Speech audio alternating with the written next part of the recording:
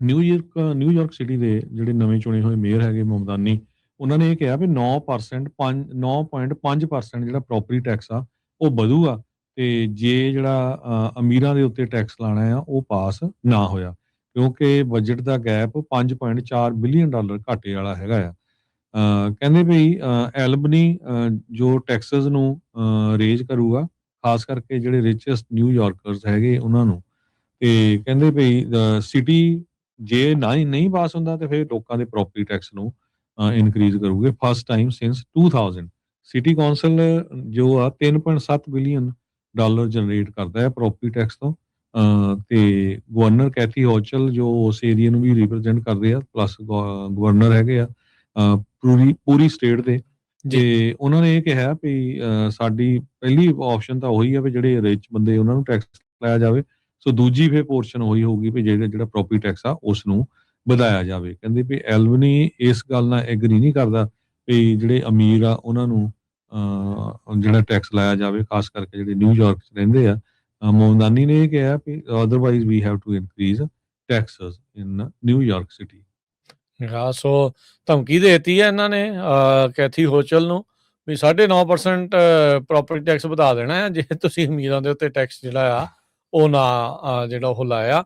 ਹੁਣ ਲੋਕ ਵੀ ਆਪਣੇ ਆਪ ਨੂੰ ਫਸੇ ਹੋਏ ਮਹਿਸੂਸ ਕਰਨਗੇ।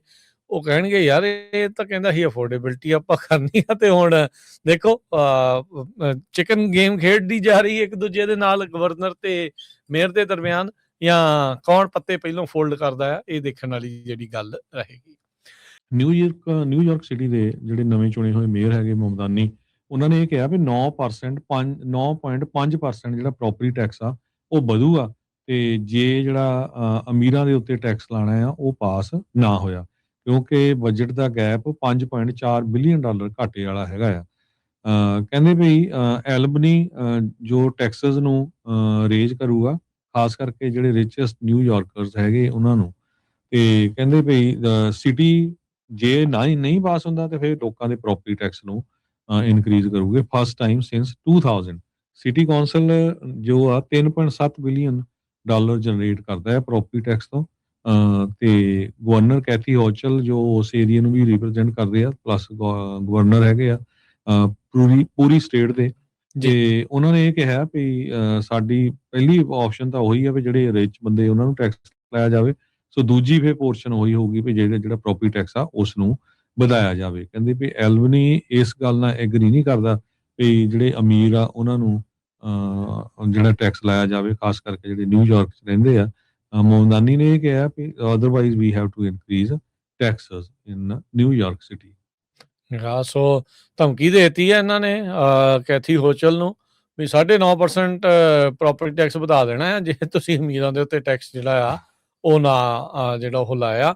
ਹੁਣ ਲੋਕ ਵੀ ਆਪਣੇ ਆਪ ਨੂੰ ਫਸੇ ਹੋਏ ਮਹਿਸੂਸ ਕਰਨਗੇ।